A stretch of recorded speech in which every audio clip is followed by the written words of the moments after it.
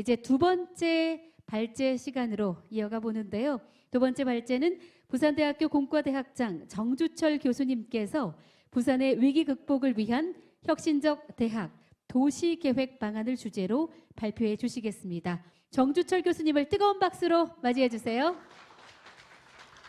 예. 예, 반갑습니다. 제가 도시공학과 있습니다. 부산대.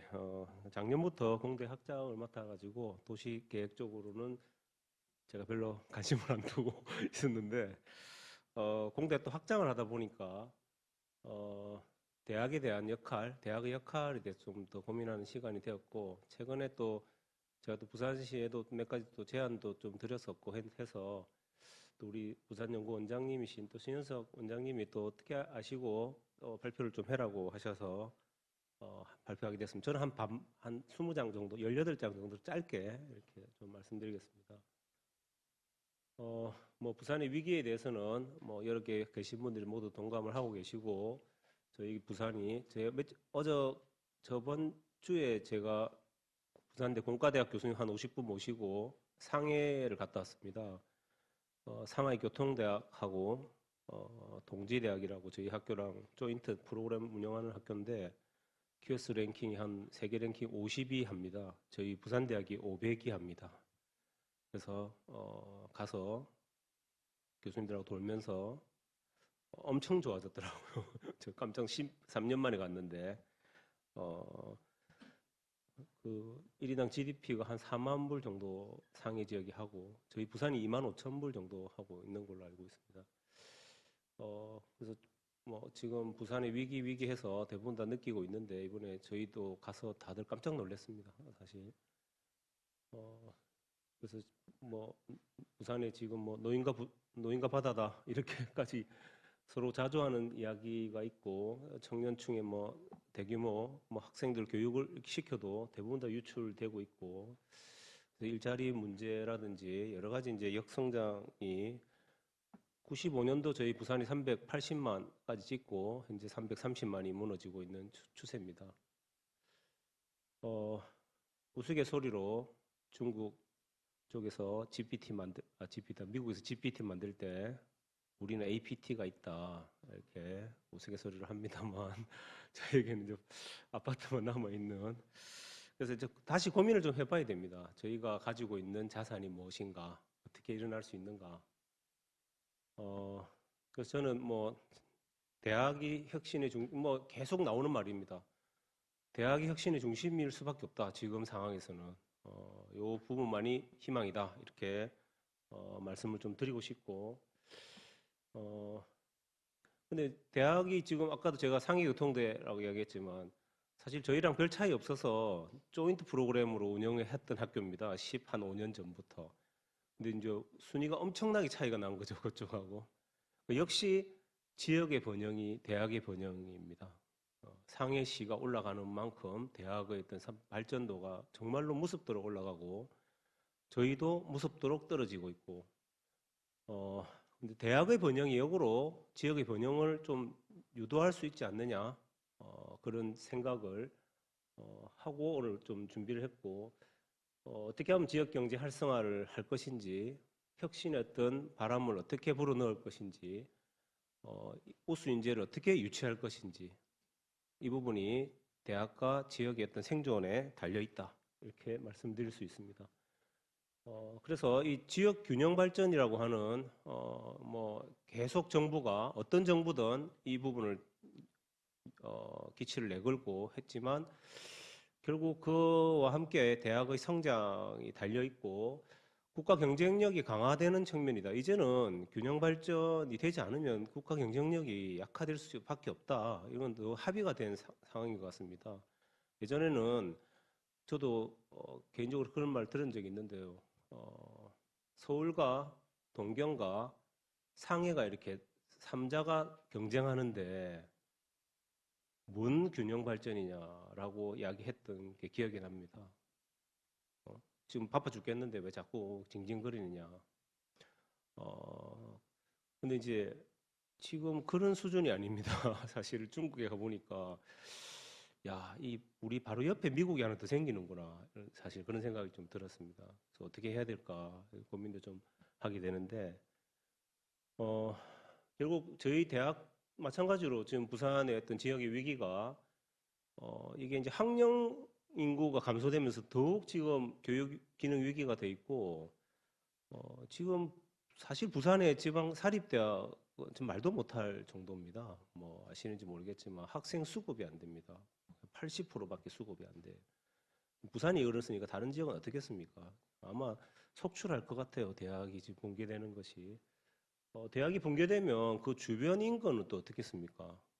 그 대학 인근에 살아가 우리 지금 부산대학만 해도 주변 임대 붙은 게 반이 넘는 것 같습니다. 무슨 유령 도시에 온 듯한 느낌이 들 정도로 하고 있고 캠퍼스는 캠퍼스대로 좀 노후화가 장난이 아닙니다. 돈이 없으니까 예전에 막 우후죽순하게 생겼던 건물들 이번에 제가 중국 대학 가서도 건물들을 유심히 봤습니다. 막 엄청 새로운 건물들이 쭉쭉 올라가고 있습니다.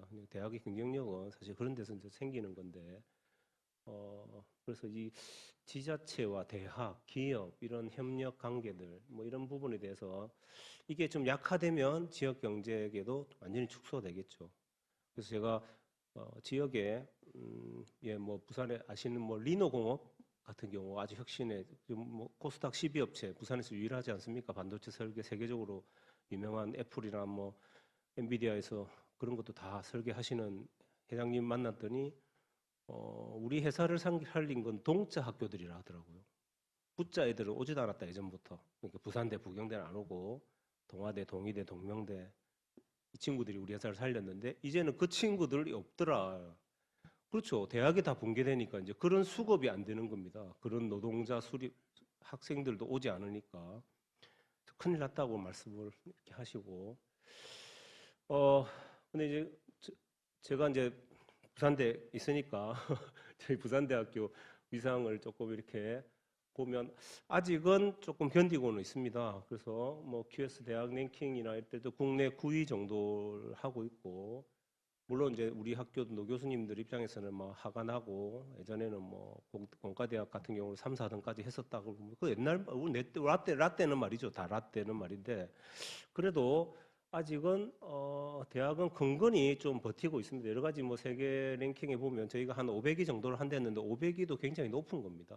미국의 유니버시티 아이오와나 뭐 아리조나 주립대학이 한 500위 합니다. 저희랑 좀 비슷하죠.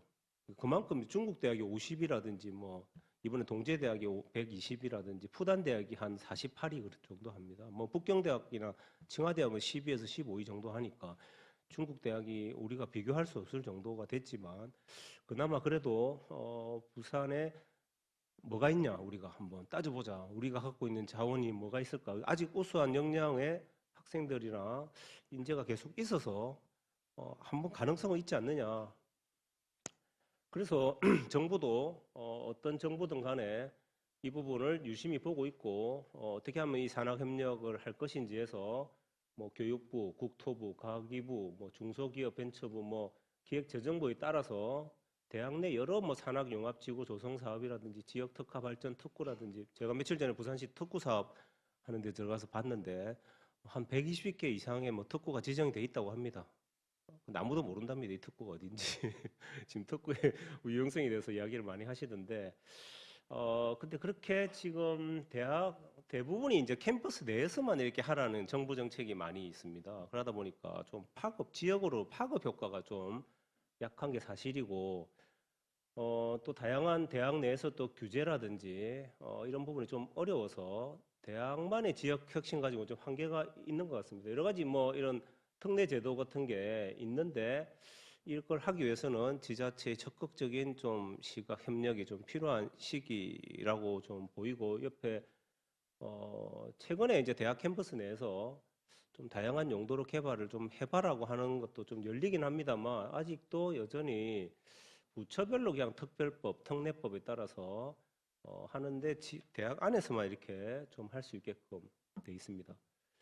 그래서 최근에 이제 부산시도 그렇고 전국 지자체가 지산학 협력 시스템으로 해서 라이즈 시스템이라든지 해서 지역 대학, 부산시 그다음 각 기업들이 어떻게 조인할 것인가 해서 혁신 동력을 창출하는 것이 전국적인 지금 아마 목표로 돼 있고 대학과 산업과 도시가 이제 좀 상생하는 구조. 이게 원래 도시계획이나 지역경제에서는 아주 예전부터 고전적인 아이디어로 나왔지만 이제 조금 저희 나라에서 좀 이렇게 시발이 됐습니다. 물론 이게 이제 잘 성공이 좀 돼야 된다고 생각하고 이런 아이디어는 전통적으로 미국의 리서치 트라이앵글이라 해서 노스캐롤라이나 대학을 주변으로 해서 듀크 대학하고 노스캐롤라이나 주립대 하는 저게가 굉장히 교과서에 나오는 이야기들입니다. 이게 남동부에 뉴욕도 아니고 그죠? 샌프란시스코도 아닌데 이 남동부 지역에 노스캐롤라이나라는 지역에 기업만 저 안에 트라이앵글 지역에만 220개가 이렇게 모여 있고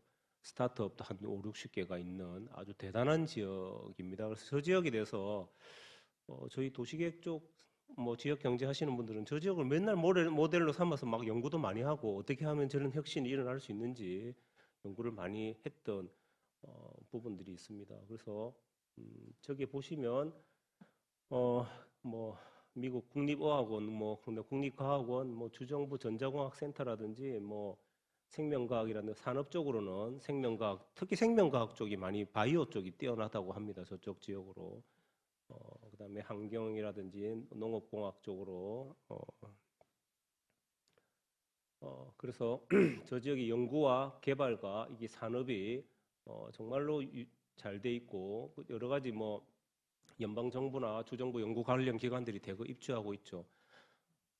사실 우리가 혁신 도시 뭐 하고 제2 혁신 도시 하자 이렇게 하는데 사실 저렇게 초반부터 대학과 지역과 이렇게 연구기관들이 연계돼 가지고 이렇게 발전을 하는 모델을 좀 처음부터 했다면 더 발전하지 않았을까. 물론 이제 저희 부산은 해양이 좀 특화되어서 영도 쪽으로 좀 많이 이렇게 내려오고 그나마 그 해양과학 기술원이라든지 해양 KMI라든지 이런 쪽에서 그나마 부산에 역할을 많이 좀 하고 있는데 이거보다는 좀 더 컸어야 되지 않냐. 사실 좀 아쉬운 게 이제 산업 부분들이죠. 산업 부분들이 좀 빠져 있었다. 그래서 최근에 해양 산업 관련도 이제 부산으로 좀 더 내려왔으면 좋겠다. 더 내려와야 됩니다. 그래서 어떤 방안이든 이런 방안이 좀 지속이 된다 그러면 앵커 기업들이 좀 필요하죠. 앵커 기업들이라 그다음에 대학과 연구기관들이 같이 이렇게 조인하는 사실은 그 속에 이제 노스캐롤라이나 같은 경우 성공 이유가 이제 쾌적한 정주 환경입니다. 저희 도시계획 쪽에서 많이 조정하는 그런 것들이 부산에 어떻게 살면서 이 지역으로 유도시킬 수 있을 건가가 앞으로 저희 숙제가 될 것 같습니다. 그래서 이거는 제가 이제 얼마 전에 저희 부산대학에서 부산시로 이제 전달했던 독시혁신구역 같은 경우가 마침 국토부에서 좀 개선이 돼서 나와서 어떤 도시혁신구역을 지정하면 주변에 좀 혁신할 수 있는 체제를 만들 수 있는 그래서 대학 주변 지역에 좀 적용을 해달라. 부산대학 주변에 좀 해달라고 저희가 부산대학에서 좀 주장을 현재 하고 있습니다. 그래서 혁신구역 지정이 아직 저희 부산대학 근처에 지정이 안 됐는데 다른 지역으로 좀 부산시도 좀 하고 계신 걸로 알지만 이런 거에 대해서 저희도 한번 제안한 적이 있습니다. 그래서 부산대학 근처에 몇 개 지역을 좀 삼아가지고 주변. 근데 제가 이제 공대 학장을 하다 보니까 저는 뭐 기계나 전자나 이쪽은 잘 모릅니다만 부산대학이 오랫동안 LG전자와 이렇게 연계를 많이 해왔더라고요. 가전 관련해서 창원에 세계적인 가전팀이 대부분 부산대학 공대 기계과 계열에서 한 40년 이렇게 협력을 해왔고 최근에 그쪽에서 R&D 센터 쪽에서 부산대학으로 옮기고 싶다.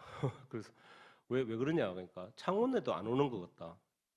인력들이 석사급 이상들이 스카이 애들은 아예 진짜 내려오지도 않고 그냥 부산대학 삼아서 옮기면 안 되느냐 했는데 부산대학 안에 옮길 수가 없습니다 저희가. 그래서 논의하다가 그럼 부산대학 근처는 어떠냐? 그 정도면 자기들 올 수 있다. 그래서 저희가 이제 만들어서 부산시에다가 뭐 용도 변경을 하든 부산시가 직접 투자를 하든 뭐 이렇게 하면 몇 명이 올 수 있냐? 900명 정도라고 하다 LG전자. 900명 하면 그 따라오는 식구가 얼마겠습니까? 그러다가 그런 이야기가 퍼지니까 하나 에어로스페이스 쪽에서도 연락 오고 여러 군데 옵니다. 삼성중공업에서도 오고 뭐 자기들도 오겠다.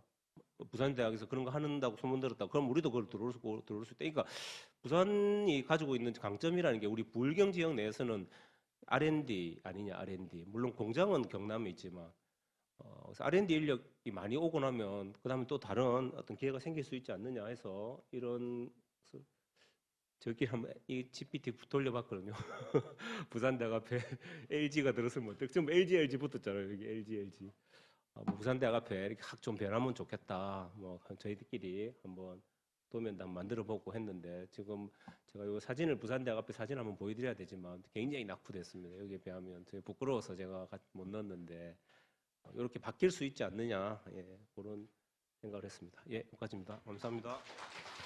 네, 부산대학교 공과대학장이신 정주철 교수님께서는 학자의 입장에서 이 지역의 균형 발전, 대학의 성장이 국가 경쟁력을 이끌 수밖에 없는 이유를 짚어주셨는데요. 이 혁신의 중심이 돼야 할 대학과 도시의 연계가 정말 중요한 만큼 미래 전략이 잘 수립이 돼서 우리 지역 도시도 잘 발전되기를 바라는 마음으로 저도 함께했습니다.